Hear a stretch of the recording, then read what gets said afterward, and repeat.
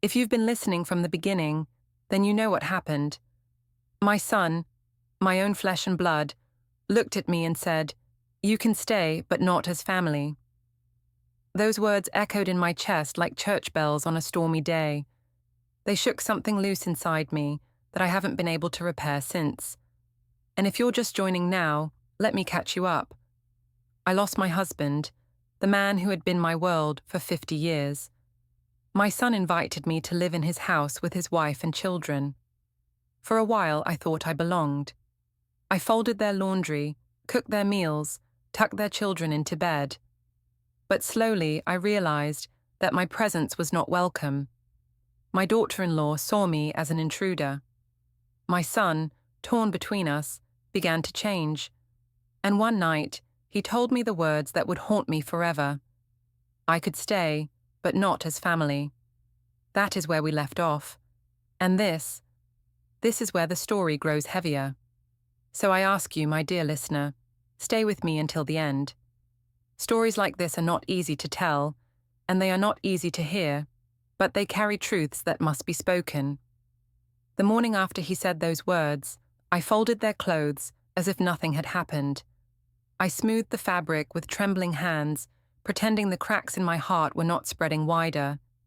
Each shirt, each sock, each small dress felt like proof that I was still useful, that I still had purpose. But usefulness is not the same as belonging. Anna's behavior changed almost overnight. Before, she had masked her irritation with politeness. Now, she no longer bothered. When I placed folded clothes on the sofa, she would scoop them up quickly, saying, "I'll put those away. You don't need to touch our things." If I started dinner, she would come behind me, checking the seasoning, tasting the stew as if to correct me. Once, she looked me straight in the eyes and said, "Please don't make it too heavy. We don't eat like that anymore." My son avoided confrontation. He spoke gently, but his words always sided with her. "Mom, just let Anna handle it. It keeps the peace." Keeps the peace, as if I were the source of the storm. I tried to swallow my pride.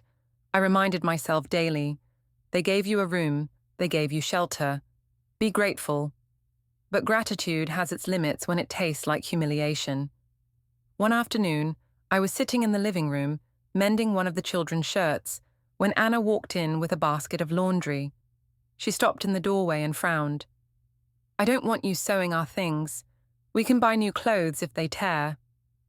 I looked down at the tiny shirt in my hands, my needle halfway through a stitch.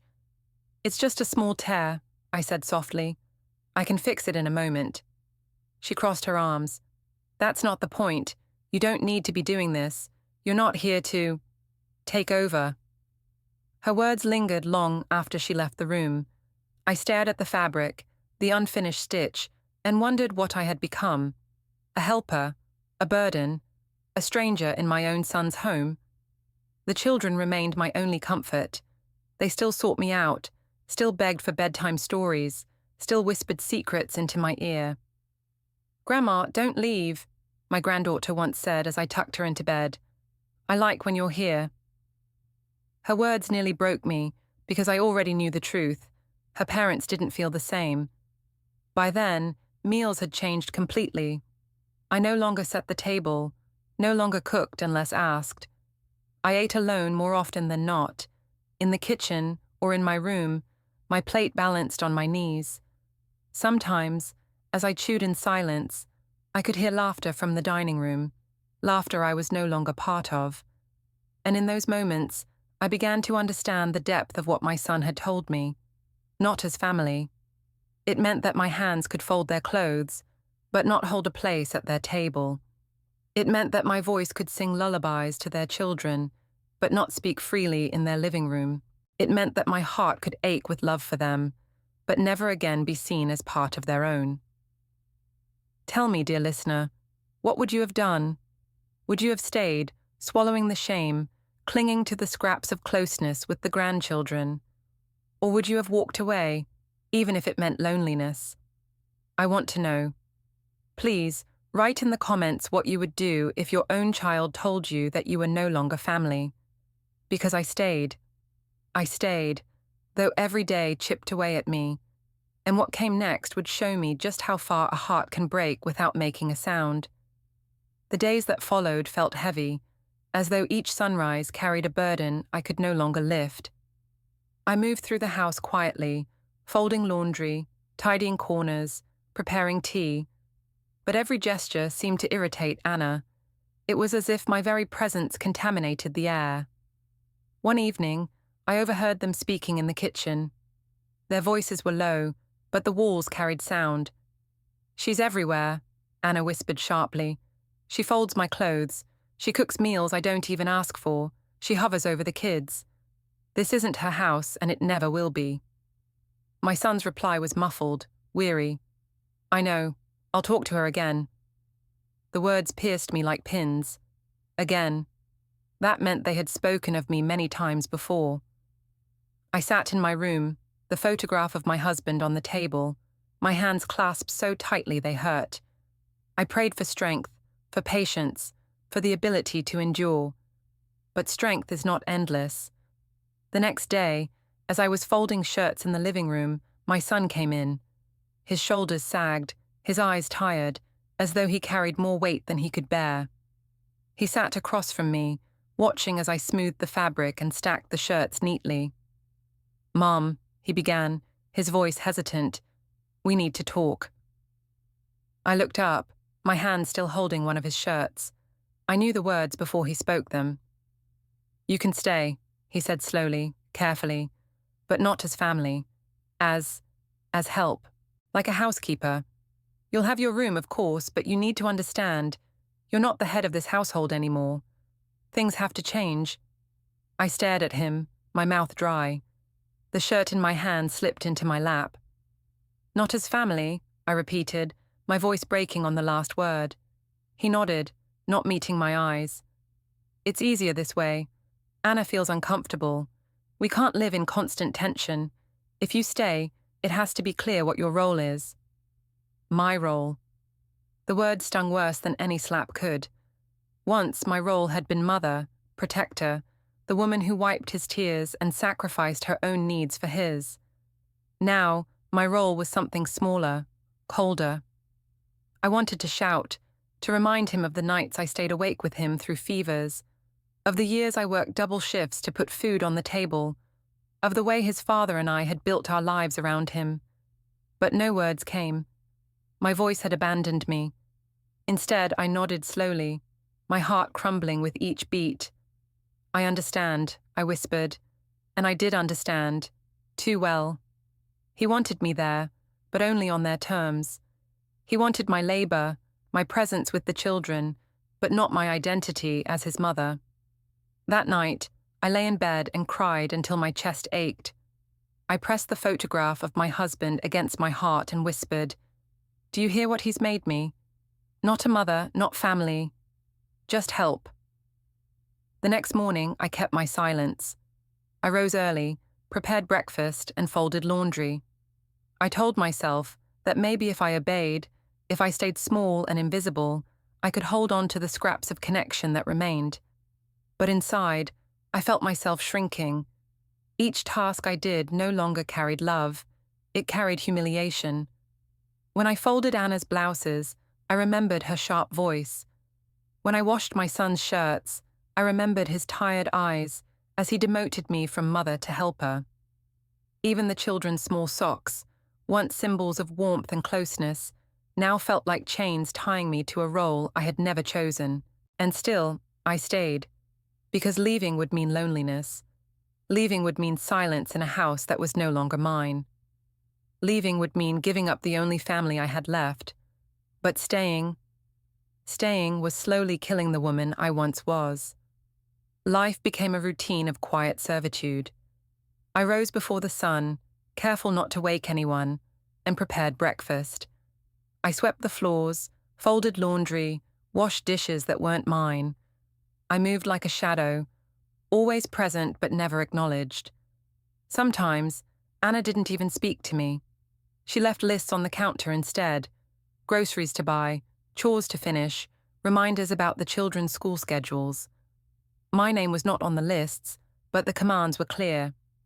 At first, I told myself I was helping, that this was my way of giving back for their kindness in letting me stay. But over time, I realized kindness had nothing to do with it. I wasn't treated like family. I was treated like staff. My son barely looked at me anymore. He worked long hours, and when he came home, his words were few. He spoke with Anna, laughed with the children, but with me, he spoke only when something needed to be done. "Mum, can you pick the kids up from school tomorrow?" Or, "Mum, could you start dinner?" Always requests, never conversations. And yet, when I looked at his face, I could still see traces of the boy I once cradled in my arms. That boy is why I stayed. That boy is why I endured. But I must tell you, dear listener, there is a difference between being useful and being loved, and I had crossed that line without even noticing. One afternoon, I stood at the ironing board, pressing the creases from Anna's blouses, when my granddaughter peeked into the room. "Grandma," she asked, "why do you always do everyone's work?" Her question nearly broke me. I smiled gently and said, "Because that's how I can help." But inside, I was screaming. How could I explain to a child that her grandmother was no longer family, but merely tolerated as help? And I want to pause here to ask you something. Yes, you, the one listening to my story right now. What would you do if your own child told you that you could stay in their home, but not as family? Would you endure it for the sake of your grandchildren? Or would you leave, even if it meant being alone? Please tell me in the comments. I truly want to know. Your words may help another soul who feels the same pain I carry. After my granddaughter's question, I began to notice everything more sharply. The way Anna corrected me if I cooked a meal differently than she liked. The way she rearranged the laundry after I had folded it. The way she rolled her eyes when the children ran to me first instead of her. I tried to be invisible, but invisibility only made me easier to ignore. One evening, as I scrubbed the kitchen counters, Anna passed by and said without stopping, "You missed a spot." Just 3 words, but they echoed in me like a cruel reminder. I was no longer her husband's mother-in-law, no longer the children's grandmother. I was a maid. When I returned to my room that night, I sat on the edge of my bed, staring at my husband's photograph. His smile, frozen in time, seemed almost to mock me. "Do you see me now?" I whispered. "Do you see what I've become? A stranger in my own family's home." The children still clung to me with love, still begged for stories and lullabies. But even they began to repeat words they heard from their parents. "Grandma, Mummy says you shouldn't touch her things." Or, "Daddy says you need to ask before cooking dinner." Each innocent comment cut deeper than the last. My place was shrinking. My voice was fading. And yet, I stayed. Because leaving meant silence. Leaving meant walking into a world where no one waited for me. Leaving meant giving up on the boy I had raised, the boy I still saw in the face of the man who had now turned me into something less. But inside, I knew.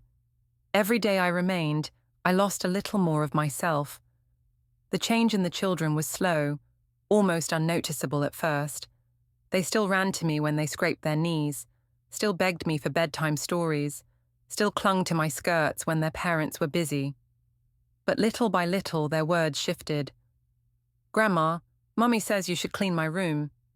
"Grandma, Daddy says you'll do the dishes." "Grandma, you're supposed to pick up our toys." I smiled at them, because they were only repeating what they had heard. They didn't mean harm, but each time they spoke those words, my heart sank lower. They no longer saw me as the grandmother who baked cookies, who read stories, who kissed their foreheads at night. They saw me as someone who existed only to serve. One evening, after a long day, my granddaughter tugged at my hand. "Grandma, when you finish cleaning, can you read to us?" Her innocent voice carried a knife hidden in sweetness. When you finish cleaning, as if that was my only purpose, as if I wasn't already bone-tired from scrubbing, folding, cooking, as if my worth was tied only to the chores I completed. I sat with her that night, reading the same book for the 10th time, but my voice trembled. She leaned against me, content, but my heart ached. I wanted to shout, "I am more than your cleaner. I am your grandmother." But of course, I didn't. The house had become a cage of silence. I no longer joined them for meals unless invited. I no longer spoke freely. I measured my words carefully, afraid of the sighs, the glances, the unspoken accusations that I was in the way. One afternoon, as I folded laundry in my room, Anna entered without knocking. She looked at the neat piles on my bed and said coldly, "I told you not to do our clothes." I opened my mouth to reply, but she cut me off. "It makes me uncomfortable. You're not staff here." "Well," she paused, smirking faintly. "At least not officially." Her words struck me like a slap. My hands froze on the fabric. I wanted to scream, to tell her that I was not staff, that I was a mother, a grandmother, a woman who had given her life to raising the very man she called husband. But my voice failed me. I sat in silence, my eyes lowered, and let her leave the room victorious. Later that night, my son came to me. He didn't scold me, but his words were no comfort. "Mom, you know how Anna feels. Please just respect her wishes. It'll make things easier." Easier for whom? For him, to keep peace in his marriage. For Anna, to have me reduced to nothing. But for me, nothing about this was easy.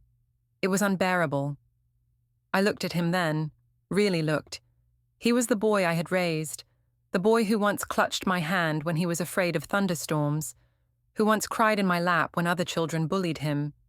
Now he was a man who could not, or would not, stand up for his own mother. I nodded and whispered, "I'll try." But inside, something broke. The next morning, I moved like a machine. I folded their clothes, I scrubbed the counters, I packed lunches, I washed dishes, and with every movement, I felt myself disappearing. By the time the sun set, I no longer felt like a mother or a grandmother.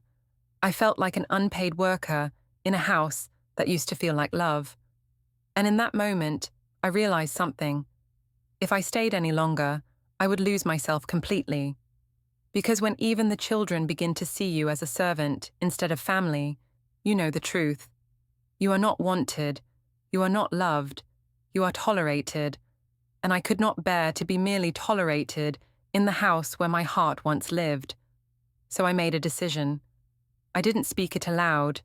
I didn't announce it. But deep inside, I knew. The time was coming when I would have to leave. What I didn't know was how painful that choice would be, or how final.